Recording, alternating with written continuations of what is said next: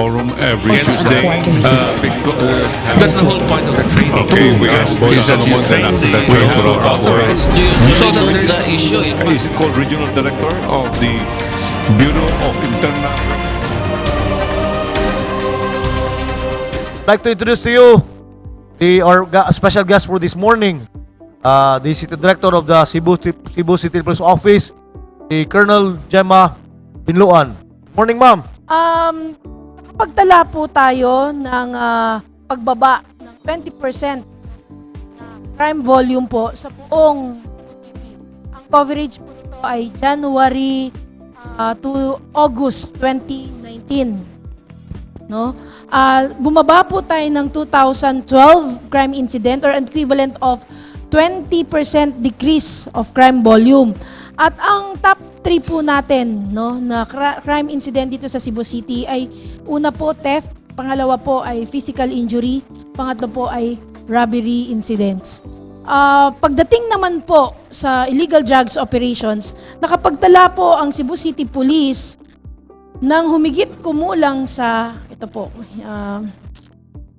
sa loob po ng January to August 2019, nakapagtala po tayo ng 2005 police-initiated operation. Nakapag-arrest po tayo, no, ng 2,600 persons involved in illegal drugs. We were able to confiscate 75,590 grams of shabu and 522 grams of marijuana. A total of 514,012,844. So, malaki-laki po ang accomplishments ng Cebu City Police. Actually po, nagpulat po ang ating regional director regarding po sa accomplishments ng anti-illegal drug operations at nabanggit niya po na ang Cebu City ang nag-top sa Visayas region ng pagiging drug busters, no, ng buong Bisaya. So maganda po ang performance natin ng kapulisan. Actually po kahapon hanggang kaninang alas 7 ng umaga, worth 12 million of shabu po ang na-confiscate natin in just a day. So of course, hindi po natin perfect ang crime incident. Mayroon po tayong mga lapses, mayroon po tayong mga nanineglect, napapabayaan. Nabanggit ko nga po kanina na ang ratio and proportion po ng community versus sa number ng police ay 1:865 na supposed to be po ay 1:500. Kailangan po natin ng police, na maraming police dito sa Cebu City. At lalo na po, kailangan po natin ng kooperasyon ng community. Kanina po, nabanggit ko rin habang nakikipagkwentuhan po ako kay Attorney Waminal na nagpunta po ako sa isang barangay. May pinasok po kaming barangay doon dahil may nakuha kaming drugs. At nung pinagkulumpunan po kami ng mga tao, tinanong ko sa kanila, sinabi ko sa kanila, pwede ba natulungan ninyo ang mga pulis na isumbong itong mga illegal drug operation sa barangay ninyo? Nakakalungkot pong isipin, ni isa doon sa mga kinausap ko ay wala pong nagsabing, opo, tutulungan po namin kayo. Ito pong accomplishments natin, ako po nakaka 105 million worth of shabu na po ang na-confiscate natin sa loob ng 57 days. Yung plus 12 million po, so 117 million as of now po ang nahuli na po, na-confiscate po natin drugs. Lahat po ng operations namin, gusto ko pong iyabang sa inyo, wala po kaming operations na wala kaming nakuhang suspects. Lahat po ng police operations namin ay may suspect po kaming nahuli. No? At gusto ko pong sabihin na itong malaking volume na to ay surface pa lang. Kasi po, police pa lang po ang gumagalaw dito. Pero kung mahikayat po natin ang community na magkaroon sila ng active involvement, magmalasakit sila sa Cebu City, palagay ko po hindi lang ito ang kayang gawin ng police. Nakakatuwa po na meron na po tayong 117 million worth of shabu confiscated by our police here in Cebu City. Pero gusto ko pong sabihin sa inyo, police pa lang po ang nagtatrabaho. Hindi pa po kasama ang community. So kailangan po namin ng suporta ng community, ng media, Dahil po itong mga programang ito, useless po na manatili ito sa amin at hindi po natin masabi sa community at hindi po natin mahikayat ang community na makipagtulungan sa kapulisan. Actually po, nung minsan po in-interview ko, nabanggit ko po na kulang po ang suporta na nakukuha ng PNP sa community. Naisip ko po ang UP. Gusto ko pong humingi ng tulong sa kanila.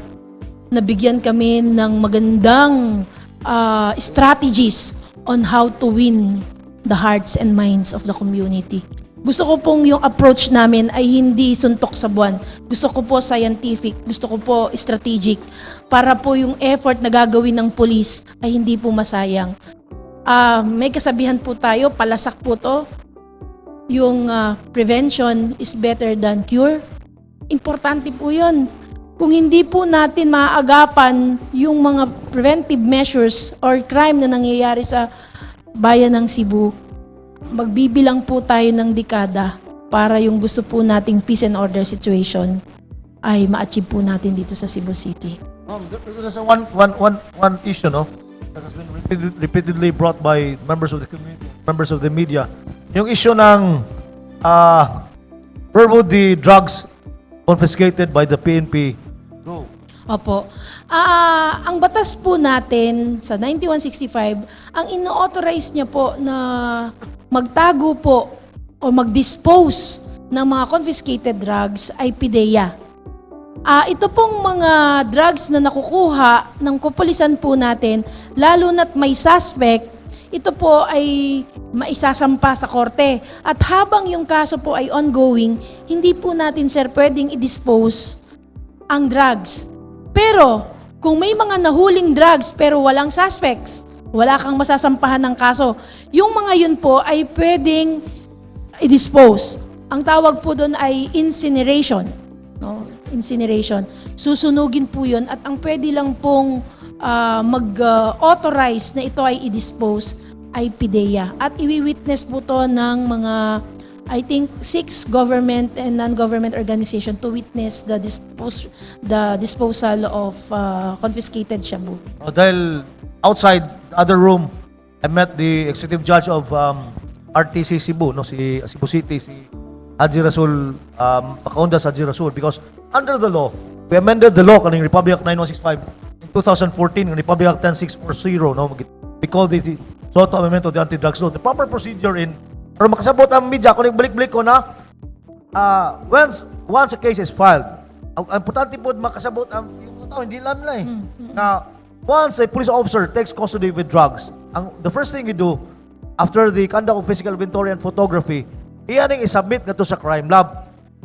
In Central Visayas, particularly in Cebu, the protocol is that all anti-drug operations conducted in Metro Cebu, the one who will conduct the physical inventory, the one who will conduct the chemical analysis is the PIDEA Crime Lab.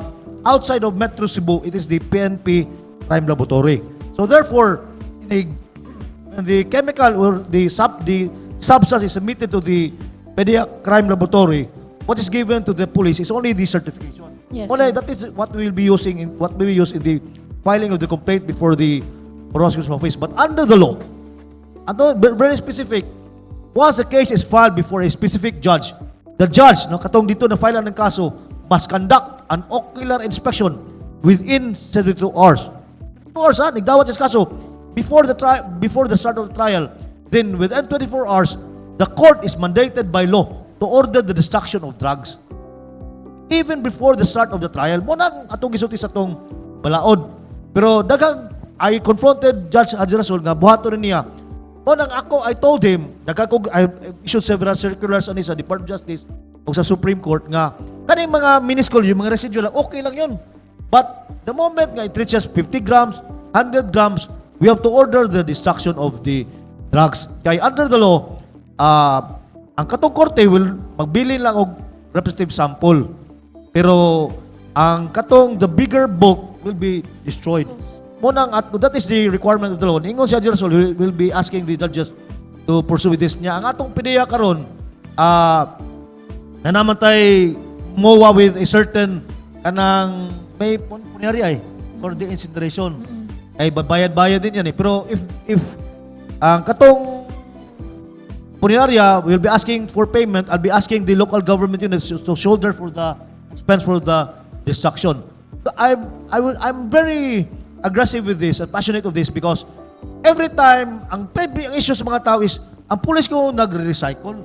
Maling-mali yun because the police officer does not take custody of the drugs. And in fact, karon si Judge Haji Rasul admitted na nas-korte karon.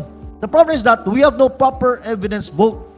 It's only in Central Visayas, ang Bohol rin na ay evidence vault. Una nga, ako gining purso na, in fact, next week ngali, after the meeting with judges, ang piniya nga, usuwat nga to sa judges to do their job because it is their duty to order the destruction of the drugs even before the start of the trial. Pero kato ako karon, kato mga gagmay-gagmay, okay na nato ni we will anang ignore this one, but katong mga dako nga mga ang quantity of the drugs na nasakmit sa assist, this should immediately be destructed under the requirement of under Section 21 of RA 9165. Saka sir, nakausap ko rin po ang PIDEA tungkol dyan kasi sinabi ko, sir, paano ba ang proseso dito sa Visayas sa pag-dispose ng mga shabu? Bukod po, yun sir, ay may court order. Tapos po, ang kanilang vault sir, according kay Sir Hardly, Italia. Opo, Getalia, may 3 layers po sila ng security doon sa kanilang vault. No?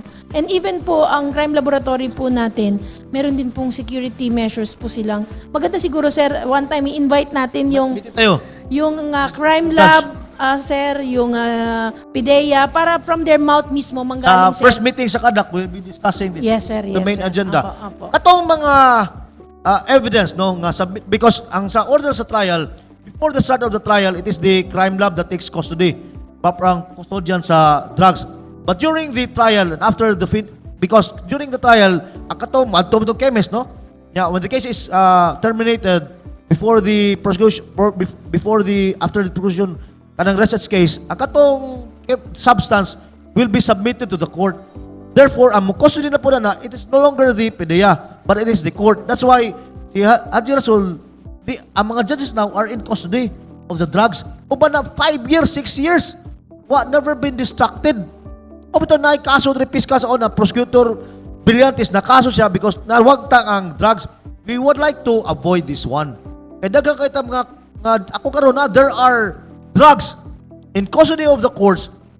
Nagyang 10 years pa na-distract and this should be distracted. Yeah, before ma'am, we'd like to acknowledge the presence of arrival of Consul General Bobby Joseph, the founder of 888 News Forum, no? After this sa interview, we'll continue with the program proper for the 30th anniversary of 888 News Forum.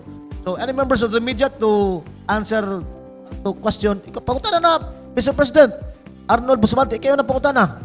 Rahuman. Kanila, oh. Pakutan na.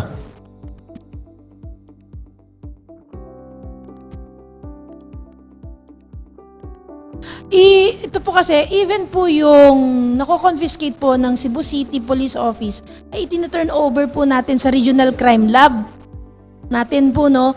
Maganda po na makuha po natin ang statement ng Regional Director natin kasi siya po ang magdi-decide para sa amin kung kailan po namin natin ito pwedeng gawin. Pwede naman po, palagay ko po, hindi po ito magiging problema sa PNP na magkaroon po tayo ng public knowledge sa disposal po ng illegal drugs. Maganda po yun. Ito po ay nagmamanifest na tayo ay may transparency at tayo ay serious sa ating campaign sa illegal drugs. Na ito ay hindi dapat ma-recycle at dapat itong ma-dispose publicly po. Sirs and Kahas. May Yung buntag Olisbugo. sa tanan, may buntag. Unay Colonel, may Ginosbugo. buntag, Colonel, welcome to Cebu City. Yes. May buntag kang Sir Bob, atong founder sa 88 News Forum. Nabanggit mo kasi kanina, Colonel, na kailangan mo ang support, assistance, operations sa komunidad. Ano mo makukuha ang trust nila? Takot sila. Takot sila sa sindikato sa drogas. And at the same time, kailangan mo rin o kailangan rin natin sa police force ang cooperation sa mga barangay officials. Kanya, thank you kayo sa unang pag-assumption mo dito sa office as CCPO Director. Kasi sabi mo, gusto mo mahigitan pa ang performance ni Colonel Garma. Opo, yes, sir. Congrats. Opo. Actually, sir, ang pag-solve po sa crime ay hindi po to kaya ng PNP. Kaya meron po tayong tinatawag na whole government approach. Pag sinabi po nating whole government approach, hindi lang po PNP ang government. No? Andito po ang DOH para po sa mental health, psychosocial support system ng mga involved dito, no? Hindi lang po yung mga suspects na nakukulong or yung kanilang pamilya na na-traumatize sa mga naging operations. Even po ng mga pulis, ako po gusto ko pong manawagan sa inyo, no? Kung paano po natin binavalue yung wellness program ng mga involved sa drugs, sa pulis po wala po tayong care for the carers. Ito pong pulis po natin na-expose po to sa different kinds of violence, yet hindi po natin tinitignan kung paano natin sila psychologically, mentally, no? Yung kanilang traumatized doon sa violence confront nila. Ilagay po sa ibang bansa po. Tayo na lang po yata rito sa Pilipinas, hindi ko po alam ang data rito. Ang America and other countries, kapag sila po ay na-expose sa violence yung mga police, dumadaan po sila sa mental health psychosocial support system or debriefing. No? Kung kaya't maganda, panahon na para sa PNP, mag-level up po tayo. Nananawagan po ko sa mga psychologists, psychiatrists, na baka gusto niyo pong for the love of the country, mag-conduct po tayo kahit quarterly man lang ng mental health psychosocial support system sa mga kapulisan. Kasi po mas magiging effective ang police pag mentally, physically sila ay ready to perform their duty. Pagdating po sa how to solve yung crime ng illegal drugs dito, hindi po to kakayanin ng PNP, no? Kung kaya't even po ang local government, ang mga barangay officials, and even po yung mga purok leaders. Kailan po natin i-expect na gaganda ang bansa natin kung tayo mismo hindi tayo nagmamalasakit sa bayan natin? Hindi po kinakailangan pulis lang ang magmalasakit. Bawat isa po sa atin may responsibilidad. Peace and order po is everybody's concern. Hindi lang po to concern ng PNP. October na, schedule natin yan yung psychological wellness program for PNP. Yes, sir. October. Yes, sir. Cebu Yes, sir. Psychological Session. Doctor of Psychology yung sister ko. Yes, sir. Schedule natin yan. Natutuwa po ako at meron pong isang attorney, Waminal, na tumutulong po sa amin sa PNP. Hindi lang po siya pang-cure, pati po sa preventive measures, siya po ay nagiging kapartner namin. Sir, dumami ang lahi mo, sir. We'll be asking our guest to give her closing statements. So let us welcome again Colonel Gemma Vinloan, the newly appointed City Director of the Cebu City Police Office. Ma'am, for your final statement. Ako po ay blessed na napunta po rito sa Cebu City. Gusto ko pong gamitin yung word na blessed. Dahil po si Colonel Garma ay classmate ko. At nung dumating po si Colonel Garma rito, inabsorb niya po lahat ng problema. No? Magmula po sa local government, even sa behavior ng mga police. Nakapagtala po si Colonel Garma ng mahigit 200 cases, administrative case sa mga police ng Cebu City. Kung kaya't ngayon pong dumating po ako, ang mga police ko, sabi ko po sa mga police ko, yung 1 taon ninyo kay Garma, dahil po ang comment po kay Garma ay matapang, kinasuhan lahat ng mga siraulong police, nananampal, nananadyak. Sabi ko sa kanila, yung 1 taon nyo kay Garma, para kayong mga gintong nakita sa kabundukan. At dinaan kayo sa apoy para matanggal yung mga matitigas na bato at putik sa inyo. Kung kaya't kayo ngayon, ang tingin ko sa inyo ay mga ginto. No? Unless po na itong mga gintong ito ay kailangan ulit idaan sa apoy, padadaanin ko po sila sa apoy. Pero sa ngayon po, ang mga pulis ko po sa Cebu City, gusto ko pong i-document kung paano sila mag-imbestiga.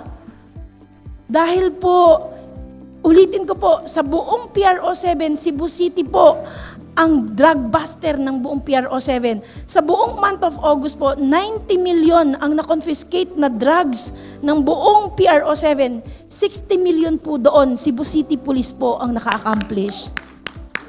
Hindi po ba nakakatuwang makarinig na ang pulis ninyo rito sa Cebu City ay talagang credible at reliable? Gusto ko pong i-document ang kanilang proseso. Sabi ko, pwede kong dalhin kayo sa NCR sa galing ninyong mag-imbestiga. Ang gagaling po ng mga pulis natin.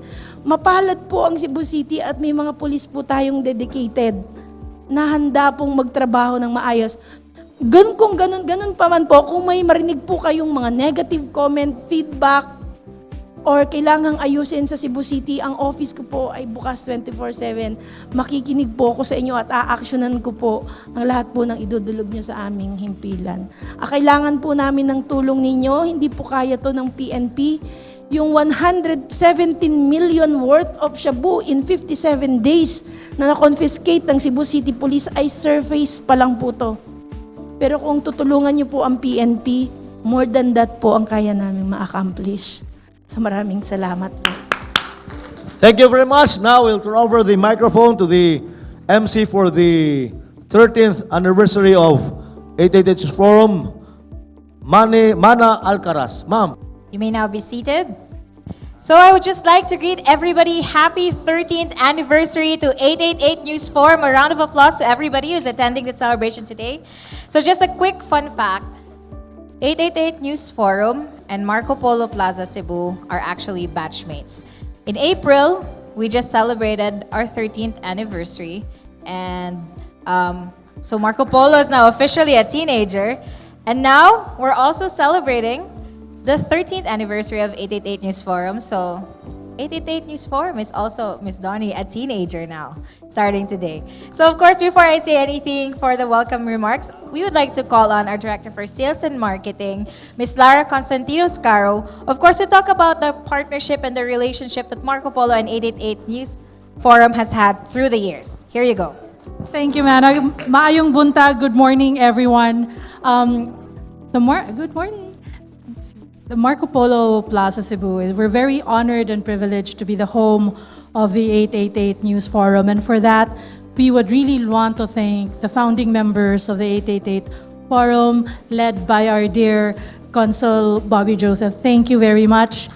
And to the members of the 888 who work tirelessly for every Tuesday of every year to bring us, to make sure that that Tuesday is a productive day for the news. Thank you very much. And we wish 888 a happy anniversary. Happy being a teenager, and we want more years of this partnership, bringing the relevant issues up here in the forum that's important to Cebu, the province, and the nation. Congratulations and happy anniversary. Thank you very much, Miss Lara. Miss Lara is absolutely right. Every Tuesday, we are excited to find out what's going on, what's happening here in Cebu. I see a lot of familiar faces. Before we start acknowledging everybody, most of our guests, can I show just a show of hands? Who has been here since the beginning, since 13 years ago? Oh, I see a show of, wow, hi. Hi, sir. That's so great. It's so great to see some faces here who has been with 888 News Forum ever since the beginning of time. You guys should be very proud of yourselves. So at this moment, we would just like to acknowledge a few of our guests. Of course, earlier, we would like to acknowledge again the presence of our Vice Mayor, Honorable Mike Rama. Thank you very much for gracing us with your presence this morning. We would also acknowledge all the past awardees of 888 News Forum. As you know, every year, we acknowledge outstanding citizens in Cebu who has contributed to the community, and we are grateful that you are joining us in celebration today. We would also like to acknowledge the presence of this year's awardees. We will be awarding in a short while our DOT Director, Shalimar Hofer Tamano, here represented by Ms. Jolana Asis Dimpas. Good morning, ma'am. The Chief Tourism Operations Officer. Of course, we will also be awarding Mr. Louis Alvarez, and today he is represented by Ms. Concon Quintanar. And then, of course, Mr. Edward Loop of Cebu Safari and Adventure Park. He's also here. We would also like to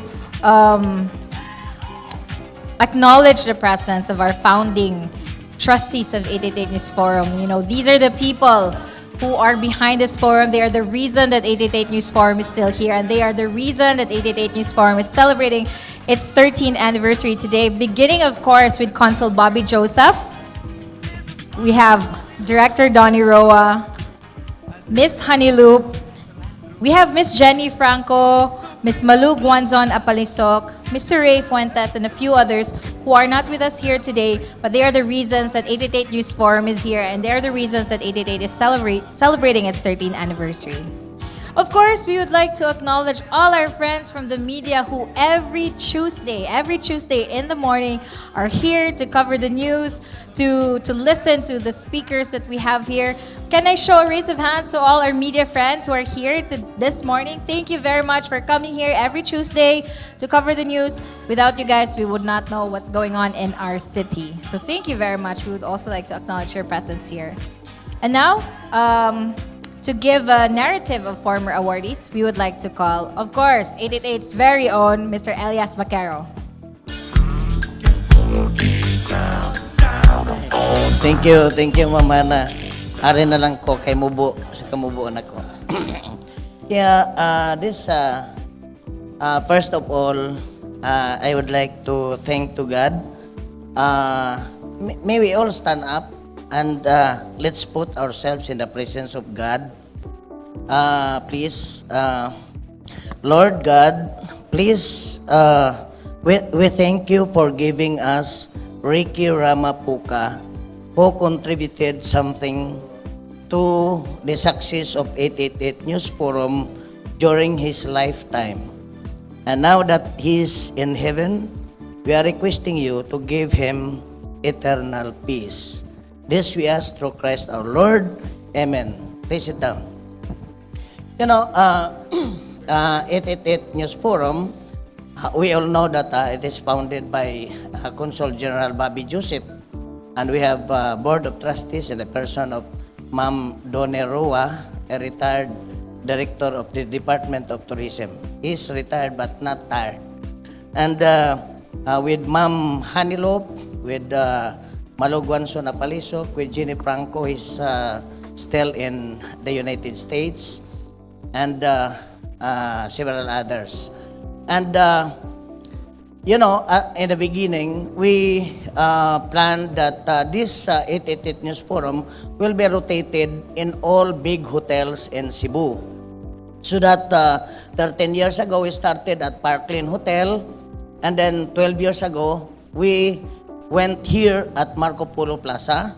Then after 1 year, we went to Waterfront Hotel. Then after 1 year, we were supposed to transfer to another big hotel, but at the time, we were called back by Marco Polo, and since then, Marco Polo has become our permanent venue. Thank you, Marco Polo. You know, with Marco Polo, we have free venue, free breakfast, free snacks. That is the reason why 888 News Forum has become a prestigious forum. Imagine, kung 888 News Forum na sa karinderya lang, wala tayo, no? So, 888 News Forum has, Marco Polo has contributed greatly to the success of 888 News Forum. Plus, the TV show of My TV. Without My TV, of which this 888 News Forum is shown at 8 p.m. every Tuesday, Thursday, and Saturday over Channel 30 Sky Cable, wala rin. So, Marco Polo, My TV, and also the selection of guests. No? When 888 News Forum, through Consul General Bobby Joseph, appointed me as overall coordinator, I choose the guest. What kind of guest in every Tuesday? So sometimes we have a problem of pairing. So i-pair natin. Guest dito, tapos with with related assignments. So that is what we did in the past years. So, nung nagpasalamat ko nga they appointed me as overall coordinator, and when Ricky Puka died, I became the regular host of this forum. And through the years, we awarded, we gave several awards to establishments, government service, media, hoteliers, and distinguished individuals. For the establishments, we awarded Ramon Aboitiz Foundation because Rafi has introduced innovations and development of not only in Cebu City but in Metro Cebu. Then we gave awards to Arts Council Foundation, then to Dance Sports Team Cebu with Mr. Ed Haiko, and then with Movement for a Livable Cebu, the group that campaigned for a nice environment that could make Cebu as a livable city. Then we gave award to Visayan Electric Company, which improved the services and distributing power. Because in power, there are three categories: power generation, power transmission, and power distribution. And BICO belongs to power distribution. And then we awarded to Cancer Institute of Don Vicente Soto Memorial Medical Center, because at that time, the Cancer Center has given opportunities to cancer patients nga maayo. And then we awarded to the Office of the Senior Citizens Affairs for looking at the welfare of senior citizens. And then in the government service, we have awarded 6 government officials. 1 for Vice Governor Agnes Magpali, then to Congressman Pablo P. Garcia, the Deputy House Speaker twice, father of incumbent Congressman P.G. Garcia. And then Mayor Michael Rama, who is now the incumbent Vice Mayor. And then Palawan Mayor Edward Hagedorn for campaigning for the preservation of environment in their place. And then Mayor Valdemar Chong of Naga for increasing the activities and the income of his municipalities. Imagine when Mayor Val Chong became mayor in his town, the annual budget was only 265 million. And when he lived in 2016, it was 1 billion annual budget. Then, to Mayor Cynthia Moreno Paluginsan. Then in the media, we give award to Ma'am Mela Espina of Cebu Daily News. Then, and Sunstar. Sorry. My colleague. Sorry kayo. Ganong mila naman ko. And then, Consul Jaime P. Cornell of the Freeman. Kana. Di ako na sa'yo. And then, Mr. Valeriano Bobet Avila of My TV. And the columnist of Philippine Star and the columnist of the Freeman. Tackling about any kind of issues that could improve the life of a person. And me, Elias Bakiro. Thank you, it for giving me award. And then for the hoteliers, we awarded Mr. Emmanuel Gonzalez of Plantation Bay, and then Marco Protasio of Waterfront Hotel Cebu. Now, the third hotel that we conducted the 88th News Forum. And then for the distinguished individuals, we gave award to Ma'am Arme Garcia, the Honorary Consul of Russia. He texted me yesterday that is in Russia now. And then Dr. Wyben Briones, my fellow Rotarian. Dr. Wyben Briones is a neurosurgeon. So kung mahagbong ka, unya mabuak imong o, pwede pong bukon niya gusab, unya tambaran. Mana siya, tinuod na, ay katawa. Sunod, si Director Patricio Jonjet Primor. And then, Gordon Alan Joseph, the President of Cebu Business Club, who is also connected with the Metro Cebu Development Coordinating Board, MCDCB. And lastly, Engineer Nestor Archibald, who introduced measures on how to avail renewable energy. He is now an incumbent Cebu City Council. Thank you and good morning. Daghang salamat, Sir Elias. You're right. Wa nagyud tay biya ay. Marco Polo and 888 News Forum will always be partners, and we are very, very proud to become the exclusive venue of 888 News Forum. So, at this point of our program, of course, as we mentioned earlier several times, 888 News Forum would not be celebrating its 13th anniversary without its founding trustees, without the commitment and the passion and the determination of the people behind this forum. So now we would like to call on Consul Bobby Joseph to give us a word on the 13th anniversary of 888 News Forum. A round of applause, please.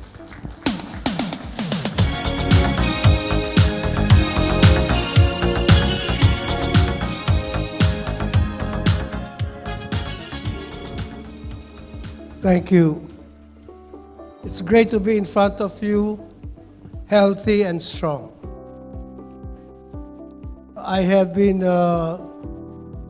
my health has been going up, down, but right now, it's all the way up with God's blessings. Today, the issues that we would be having that we launched this year is our campaign in collaboration with all Rotary clubs in Cebu for the cleanup of Cebu, and second is the promotion of sustainable Cebu. I'm glad that Mike Rama told me his basic project even in the past was cleaning up the rivers and protecting the rivers. So a round of applause, please, to the Vice Mayor. I'm glad to have a partner like this. We started this as in Manila, and we would like to see that all buildings in Cebu will have their own sewerage treatment plant. Until the water supplier should have a sewerage treatment plant and connect to all homes. If we don't do this, and this is an appeal also that I've done to Mega Cebu, if we cannot do this, it will be the downfall of Cebu. And Cebu has been focusing on tourism. Can you imagine when all the filth would go to the beach areas and no one has done anything about it? And it continues because we have more informal settlers now. And the earlier we take them out and give them toilets with a sewerage treatment plant, Cebu will not be saved. The ecosystem is so bad, and with so much plastics, it will kill all the fishes in Cebu. And we rely on seafood. And right now, even taking fish from fresh water is already a little bit dangerous. this is the situation, and people are continuously putting up buildings, and the sewage treatment plant is not there. So it's good that Mike is here. If he could tell now to review the city, the septic tanks alone is only 40% of Cebu. So most homes do not have a septic tank. So everything goes to the river. Unless this is curtailed, we will not have a sustainable Cebu. I am shocked to find out, remember the time that there were scuba divers who was in this big resort, and they found out in this big resort owned by a foreign group, and then they sold it to the local group. All of the thing coming out from their kitchens, everything. And they were there, and they were shocked. They had to get out. And it took time. Now, what happened afterwards, I do not know, because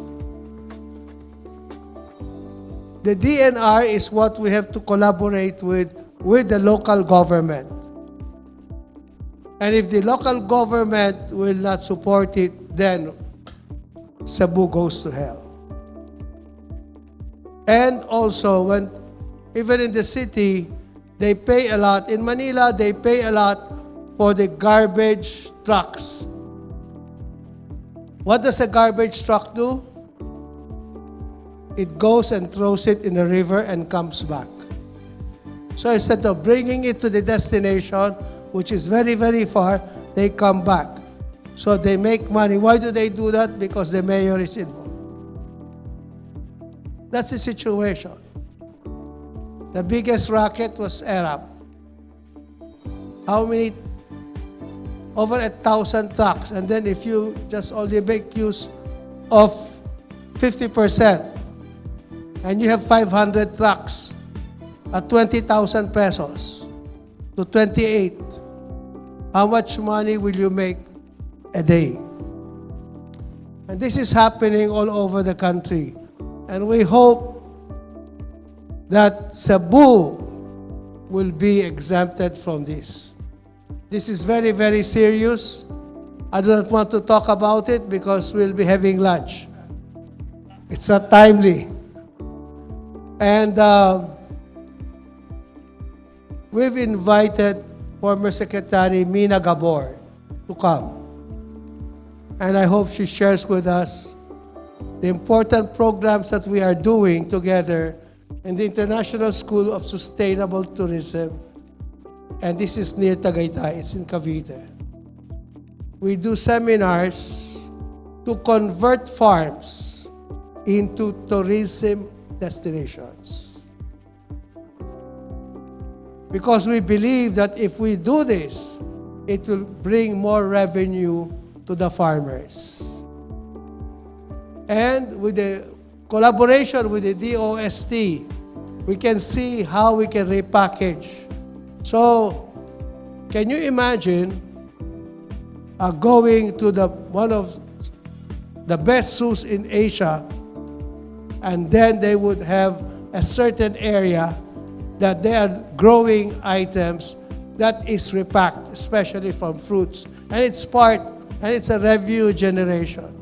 And then afterwards, it's distributed all over the Philippines and the world. So we have to see how in our work in Paraiso, a farm that we are working with Gawad Kalinga, Tony Meloto, the farmer gets 12,000 pesos a month. How do we do it? We sell plots of lots at 800 square meter each. You want to be a farmer, but you do not want the responsibility to have a farm, so you buy a part of the farm village, an 800 square meter. And we can do it in Cebu. That's why Mina is here, and we will be doing a seminar starting November. And we would like now all of you in tourism to join these seminars. In Tagaytay, my good friend, brother Bobit Avila has taken that seminar. Okay, so we have two. So if we can, because after the series of seminars that we're having, it's not only how to launch, the first thing is how to design the farm, and then what are the crops to be used, and so on and so forth. But what we introduced with Gawad Kalinga was you can buy a part of the farm. Then, the farmer will plant in your 800 square meter lot. But he has to manage 4 lots. So, the farmer gets 3,000 pesos per lot. So, in 1 month, he has 12,000 pesos. Then he gets 30% of the produce of what he planted. And the rest is yours.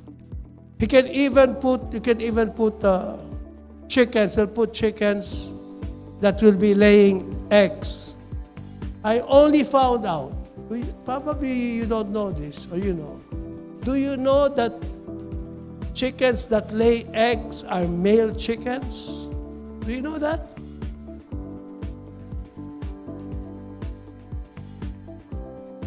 No, it's because of the feeds that's being given. So lahat ang itlog na kinakain nyo sa breakfast galing sa lalaking manok. Lalaking may itlog. But that is I got shocked. I was in the farm. Those are the things, and how to do attractions to the farm. Especially now with the young people, they love taking pictures. So, your farm has to have a lot of areas where they can take pictures, man-made or natural. That one, because you want them to put it in media, social media, and anyway, all of a sudden, the marketing strategy of doing the farms for tourism. And you know what? All of a sudden, the Department of Tourism immediately started accrediting farms. And they're not yet prepared for farm tourism, just accrediting. That is not nice. The one who will accredit should be the Department of Agriculture. And then those who will be taking the training and will know how to promote tourism, there should be a certification from the ones who are trainings, which is the International School of Sustainable Tourism. Anyway, that's another issue. But most important, we are here today, and this event is very, very important because it reminds me that I became quite older since I started 13 years ago. We would like to get more friends, people in tourism, to get involved and see to it that there are always participants. Do you know how do we do it? Why don't we encourage tourism students to come here and have breakfast every Tuesday? Even they come 5 or 10. Diba? So, we make them come because let them get involved with current events and we can have 888 is a nice place to come and learn something. We always learn here in 888. Maraming salamat.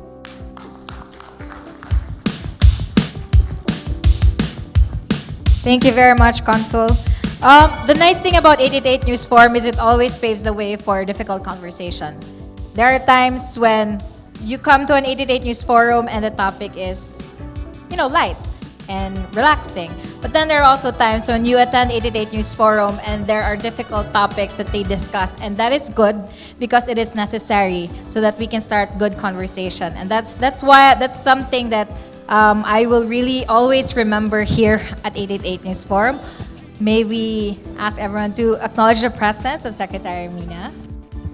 And he will be blessing us with a few words. So now we would like to call on Vice Mayor Mike Rama to give a short talk or short speech.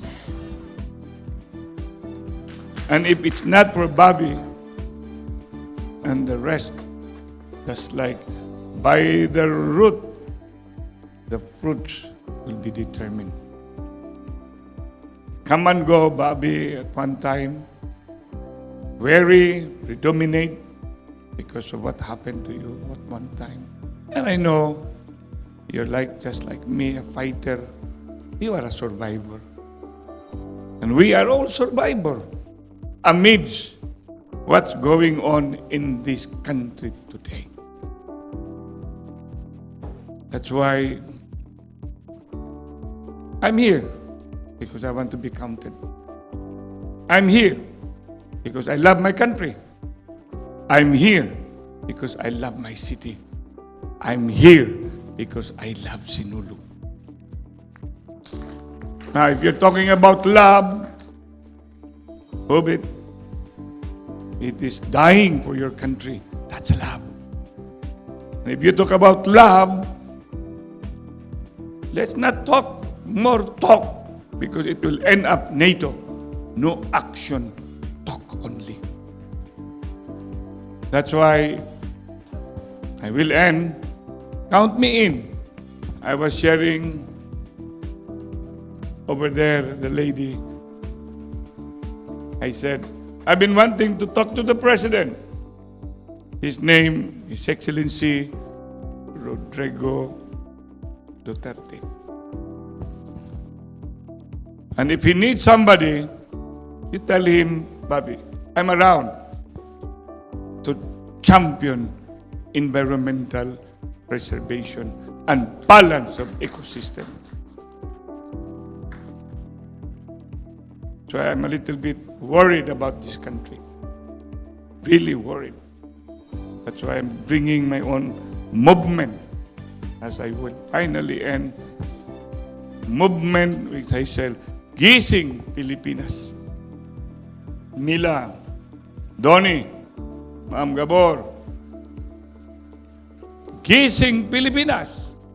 Bring back good manners and right conduct. Bring back good manners and right conduct. Number 2, Gising Pilipinas from the quagmire of poverty. Gising Pilipinas from the counting of dead body. When do we end counting dead bodies? Am I correct? Gising Pilipinas, bringing to the newspaper now billions, I think, worth of shabu. When will this end? Gising Pilipinas in the preservation of our ecosystem. Dada ng dada tayo, walang gawa. Yes or no? I know Esco. We've been together when I was a counselor. I've known him. Gising Pilipinas.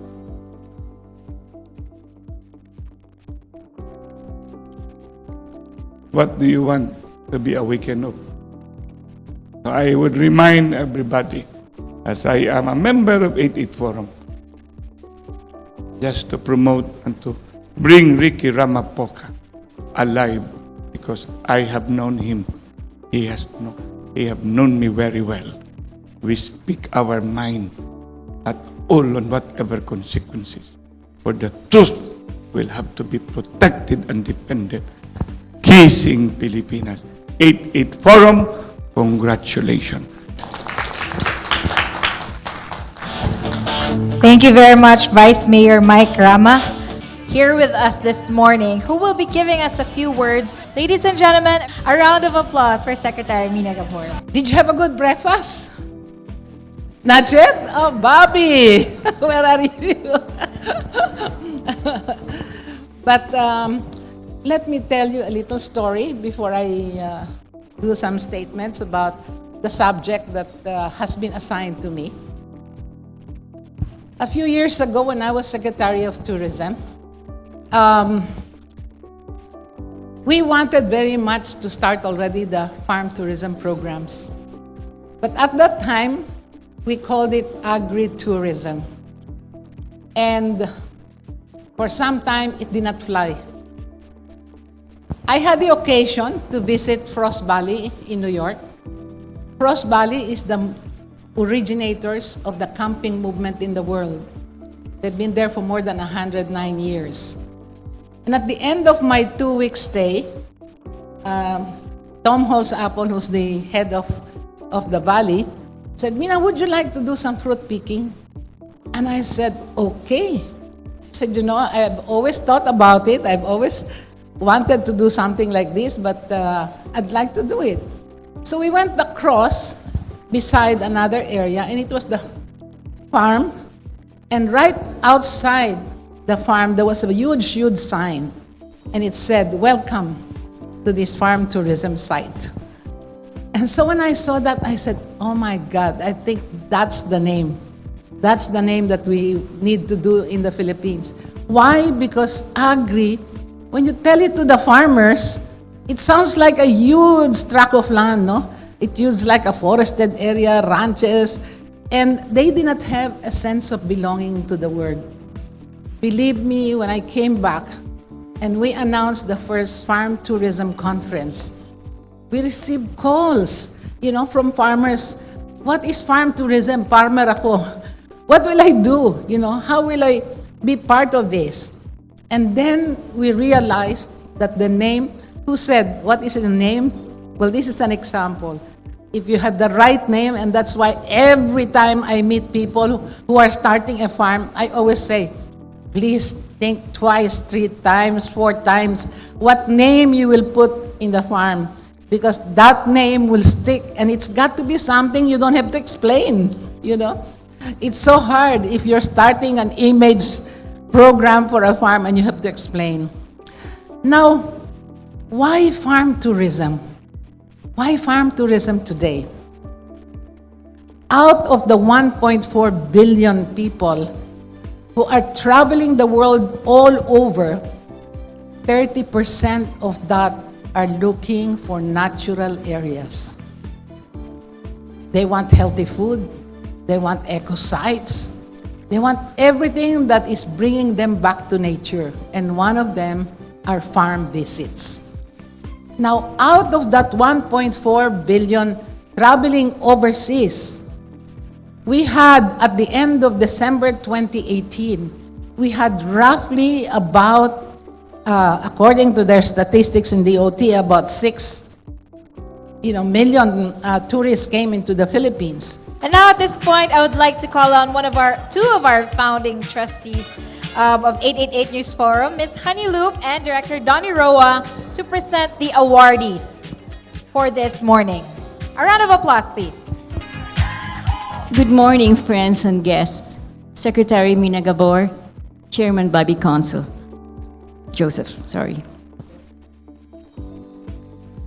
Good leaders have the ability to inspire confidence in others. They can clearly and concisely communicate their message to motivate those around them to greater heights of achievements. Good leaders are never self-serving.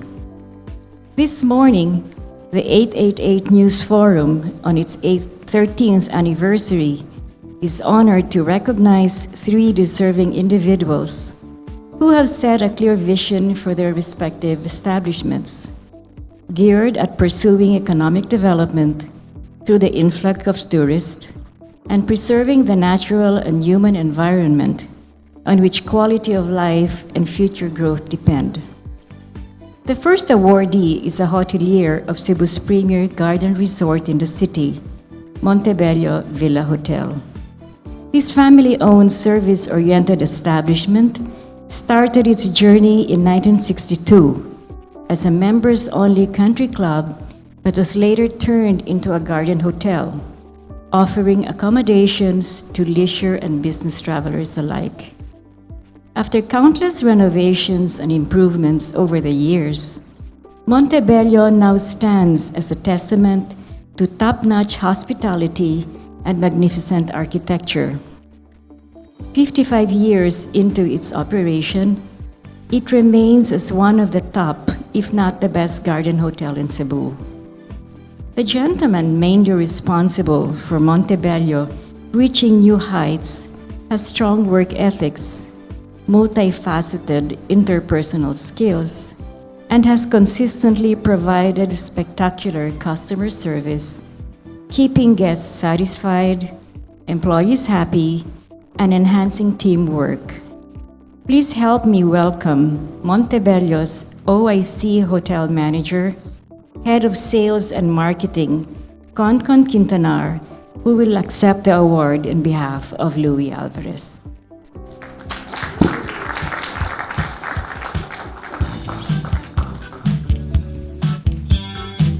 Can we call on Consul Bobby Joseph and the rest of the board?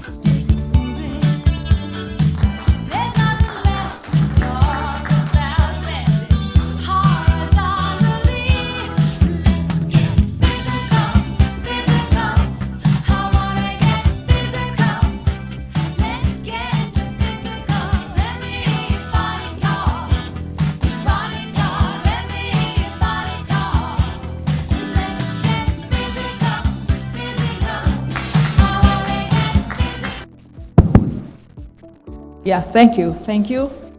Our next awardee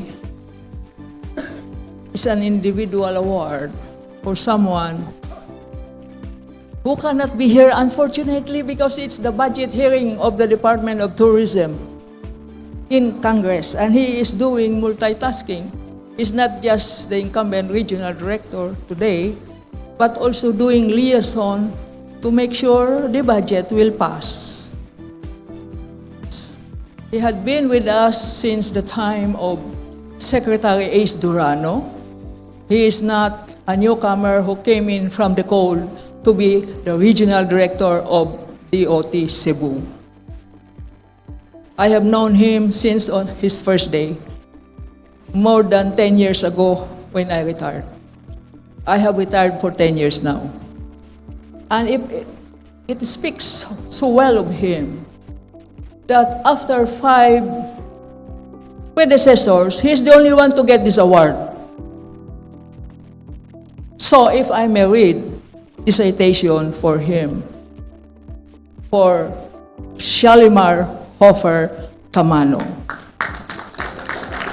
The award is given to him in recognition of his proactive, dynamic, and exemplary performance as the Department of Tourism Region 7 Regional Director, for professionally leading the industry players and stakeholders in both private and public sectors through his collaborative efforts by building on past accomplishments of his predecessors, thus continually sustaining the growth of tourism in Central Visayas, for immensely improving the existing diverse tourism products, services, and facilities, for strengthening the accreditation campaign and the industry manpower capability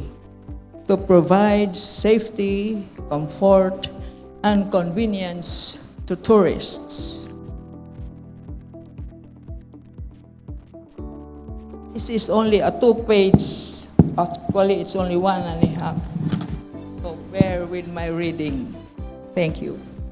Also for promoting our niche to be known as the Filipino martial arts and positioning Cebu therefore as the world's arnis capital. You know, this director is a champion for 3 consecutive years in judo tournaments in Hong Kong. He is a black belter. He is given this award for forging close partnership with national government and law enforcement agencies, including local government units, to address the multiple threats to environmental issues and concerns, thus sustaining Cebu as the Asian top island destination. So this one is given today in Marco Polo, signed by our chairperson, Consul General Robert Lim Joseph. May I call on the representative, his next in rank, Janilina Arnis Dimpas, to please accept for the Rector Shah Shalimar Taman.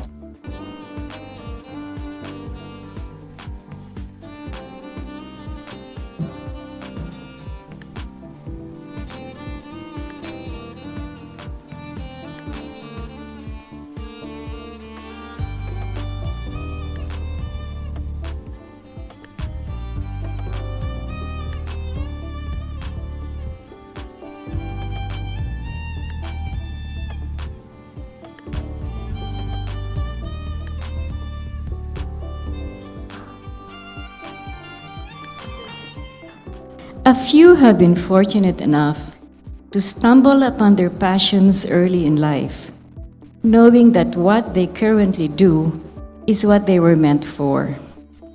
The next awardee is not an agriculturist, neither is he a veterinarian. His love for animals, passion to protect, preserve, and restore the environment has landed him an enviable job where he is surrounded by the very components he enjoys doing most. This gentleman is often described by friends and employees that number close to 400 as kind-hearted and generous, self-disciplined, and has the undisputed ability to motivate and inspire others to do their best.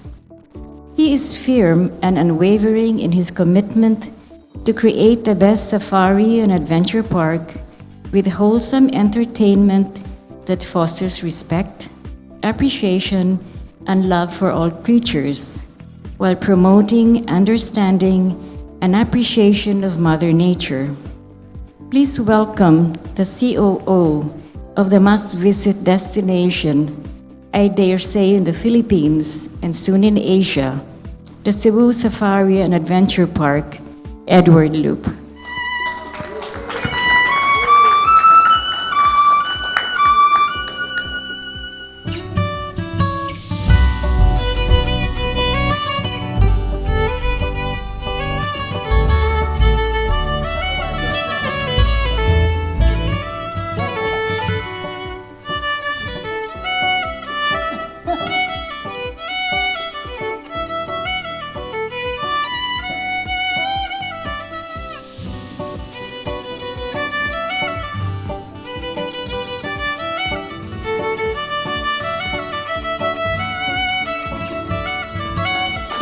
Now I would like to call on our Board of Trustees and our awardees as well, of course, to come back here on stage for a group photo. And we will have our traditional slicing of the cake and toasting afterwards. There you have it. Happy 13th anniversary to 888 News Forum. Thank you very much. And now at this point, Marco Polo Plaza would like to give you a gift. Of course, from all of us, it is a tradition on your 30th year. Here it is, our anniversary cake for 888 News Forum. And of course, Consul Bobby Joseph, can you please lead all of us in a toast? Thank you for this, Lord, for this very special occasion. Thank you for reaching 13 years, and we look forward to doubling it to 26. Cheers.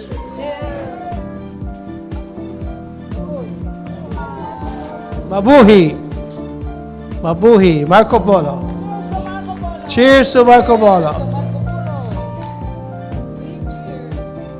Cheers to my TV. Cheers to my TV.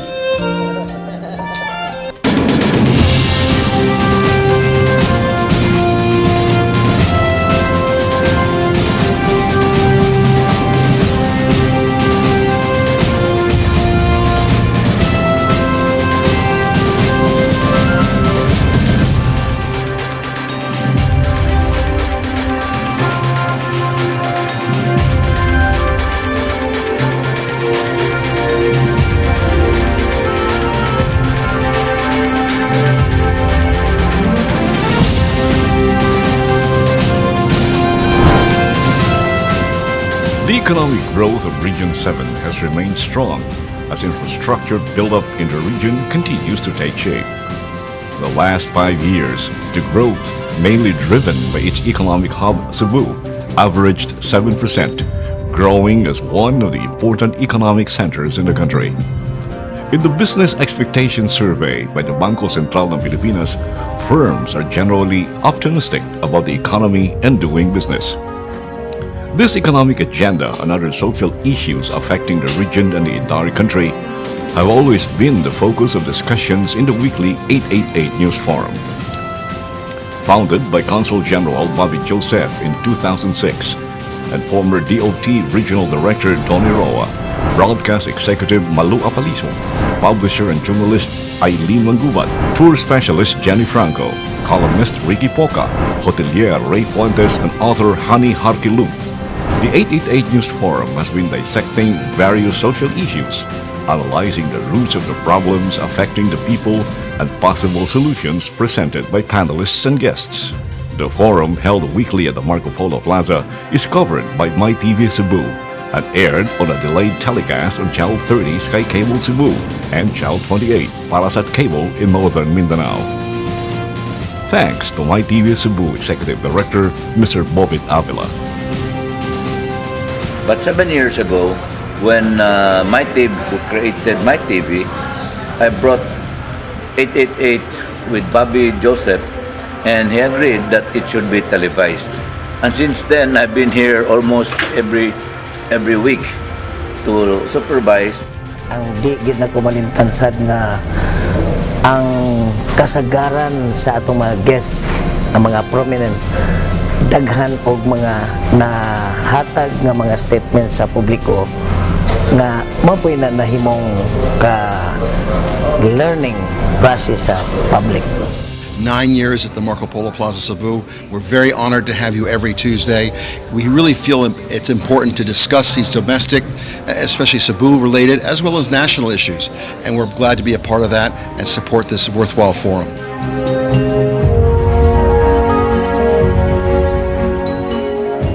The 888 News Forum has been quoted by various media outlets quite a number of times. It only asserts the credibility and authority of the forum in presenting various issues affecting the community. Being a host of a forum of free expression, sort of, you don't have any boundaries, you don't have any, what you call this, political affiliation for that matter. So it's really free, and it's a sort of being independent in handling issues and concerns, sometimes asking questions to your audience. And even if, outside you are not in the same political affiliation, but when you are in, you are hosting a forum, so you forget and you have your own way of thinking separate from your outside world. Kita gato nga dakoy katabang ang 888 News Forum sa pagsabwag sa kanang mga balita ug mga isyu diri sa Subo. Now, on its 13th year, the 888 News Forum expands its reach by maximizing other social media platforms. With MyTV Cebu's wide coverage, the forum can be seen via MyTV Cebu live stream by logging on to livestream.com/mytv30/on-air. All the episodes are also posted on MyTV Cebu's official YouTube page. Recently, Consul General Bobby Joseph launched the 888 News Magazine with baby Inola Baquero as editor-in-chief. It's been 13 years since the 888 News Forum was born. It continues to grow and provide avenues for freedom of free expression. For 13 years, it has been the community's partner in disseminating information and public opinion. They have done really so much to bring the news into the television screens, and MyTV has provided them that television screen. And I hope they last long, and good luck. I am very thankful to all my colleagues in the 88 News Forum. And special thanks to Consul General Bobby Joseph for founding this forum and for appointing me as overall coordinator and host of this forum. Kanang ato hinumduman nga daw kay papel sa katilingban, no? Ang 88 di lang ni kay pasudayag ta maglingaw ni daw kay papel ni kay ang padayag sa mga informasyon mo ni kinahanglan sa katawhan aron makabuhat sila sakto nga pangunaw na, no? It's not a joke, no? Reaching a 13 years old na ato ang News Forum, 88 Forum. So first and foremost, I would like to congratulate the people behind 888 News Forum for reaching this 13 years old anniversary. And I hope and pray that 888 News Forum will have more years to come and more power. So congratulations to everybody with 888. Good luck, and we wish you another 13 years and more. Congratulations. There's only one reason why I always go to Cebu, and you all sang it. Cebu for me, coming from my heart, is a wonderful world. And with that, see you every Tuesday on 888, and let's do our best, and let's take away all negativism whatsoever and pump it up with more positive and proactive action. Happy 30th anniversary, 888 News Forum.